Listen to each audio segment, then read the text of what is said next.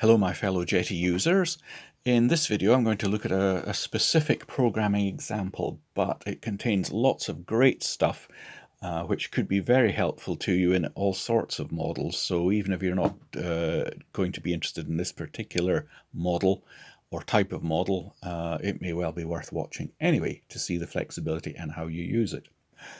The specific question that was put to me was that someone had seen models such as the F-16, and we don't just mean the big gas turbine models, but you often get this in the little ducted fan foamies, where the wing has only one control surface per side, which might be a flap, might be an aileron, and the all-moving tails have a servo each side, so they could be elevators or tailerons.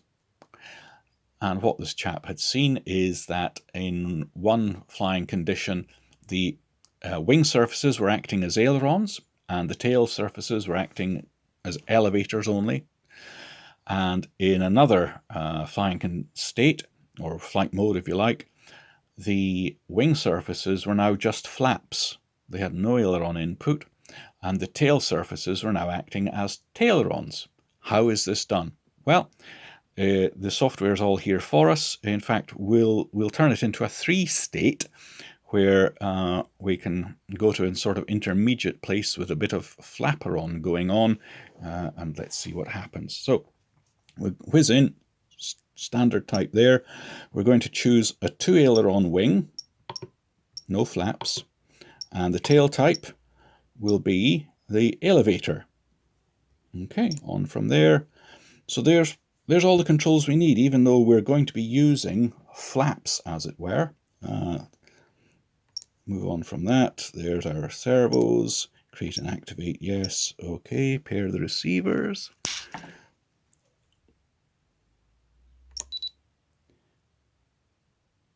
Yep, on we go. Good. And just to prove it, here we have my top quality training aid model. It had its test flight last week, flew beautifully. Yeah, right. Okay, here's our 2 wing servos. Here's our 2 tail servos. And at the moment, if I move the ailerons, only the wing servos move. And if I move the elevator, only the 2 tail surfaces move. Okie doke. Right, let's have a think first of all about how we're going to switch between these different things. Well, the obvious one is flight modes. That gives us so much power. So we'll just add a couple more flight modes. We'll call that one A, just for the sake of it. And I'll be using my switch over here, 3-position switch, put it to the middle, pull it up. That's that one done. Call this flight mode B. Okay, switch to the middle, okay, and then we'll just rename this one C, just to help the clarity of it. C, okay. Rightio, so there's our 3 flight modes running, A, B, and C. Okie doke. So far, so good. All right. Let's think about then how we turn those tail servos into elevators when we need them to.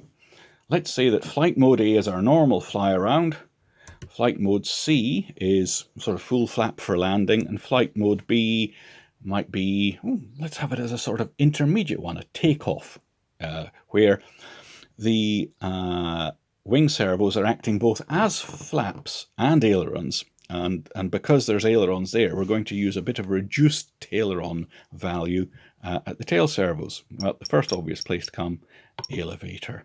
Change it to flight mode separate. Okie doke. Come down here.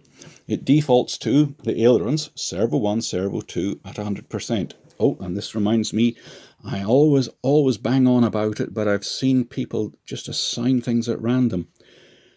Whenever you're talking about aileron servos, multiple flap servos, multiple elevator servos, they will be labelled S1, S2, S3, S4, and so on.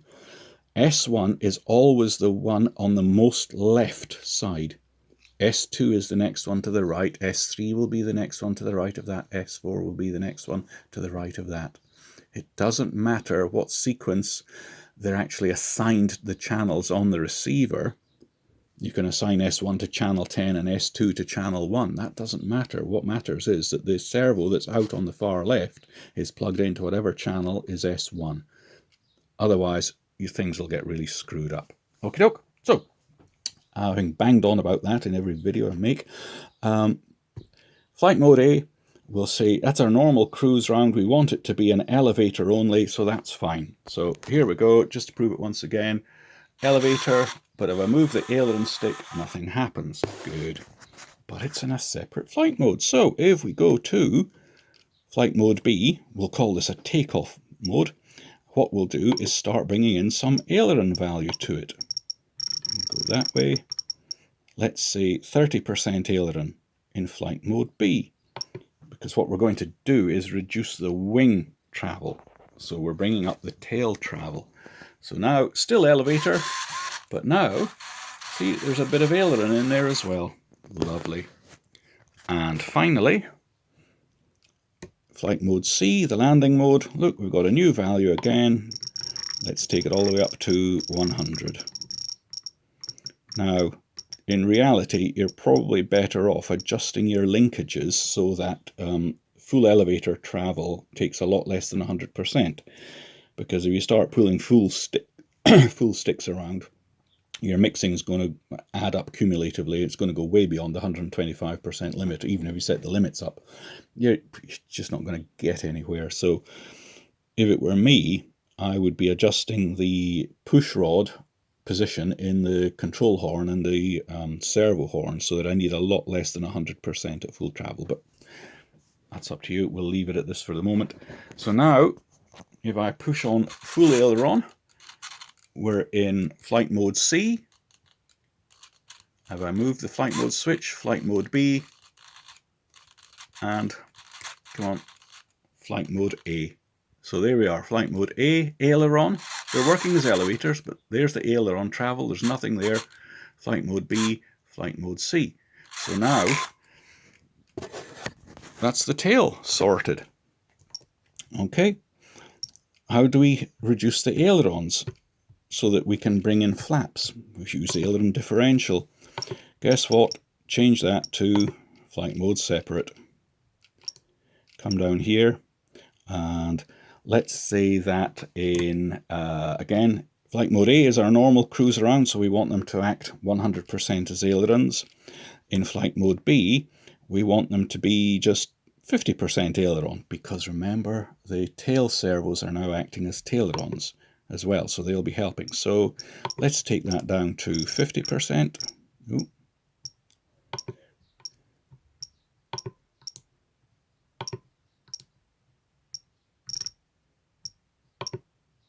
And then in flight mode C, which is our full flat landing mode, we'll take it down to 0.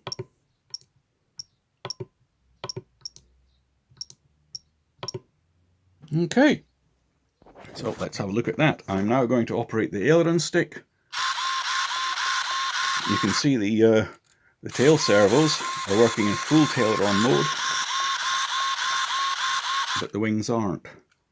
I'll go to flight modes B, which is our sort of takeoff or intermediate flat mode. So the tailerons are much cut down, but the wing servos are working. But notice the travel, and if I go back to normal full flight mode, a lot more travel than if we go to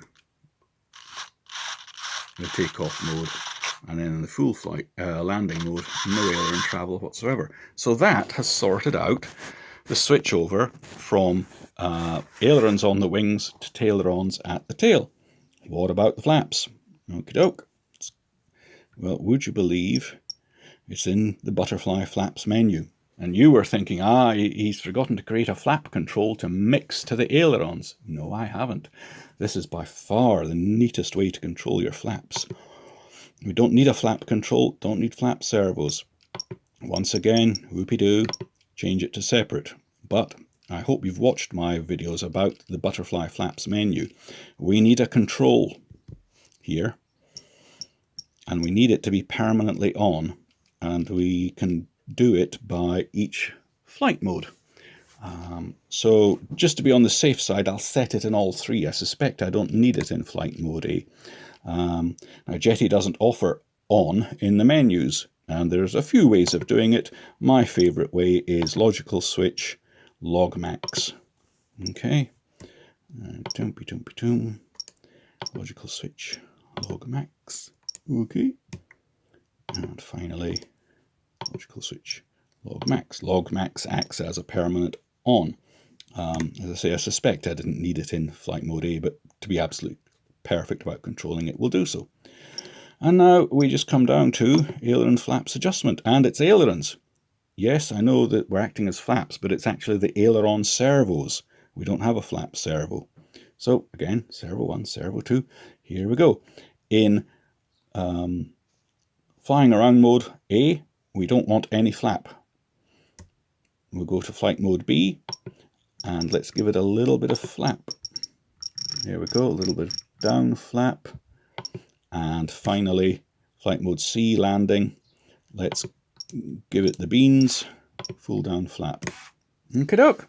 And that's it done. We've done all that and explaining what I'm doing going along in, what's that taken? 11 minutes, and that's with me rambling on and talking about other stuff as well. So, how does the flaps work? Well, there's flight mode A, flight mode B, a little flaperon, and flight mode C, full flap. Let's see how that interacts with the ailerons. There's flight mode A, ailerons. No aileron at the tail, but still the elevator here. Flight mode B is going to give you a little bit of takeoff flap, but you still get some aileron control, and the tail servos are now coming in with a bit of taileron to assist the wing servos. And we'll now go to flight mode C, full landing flap. There we are. But they no longer respond to the aileron. Meanwhile, the tailerons, full travel. That's it. Apparently, it's a very complex thing to set up, but once you know how, really it's all done in those very few menus, nice and easily, beautifully adjustable, travels for each servo up and down. Couldn't be better.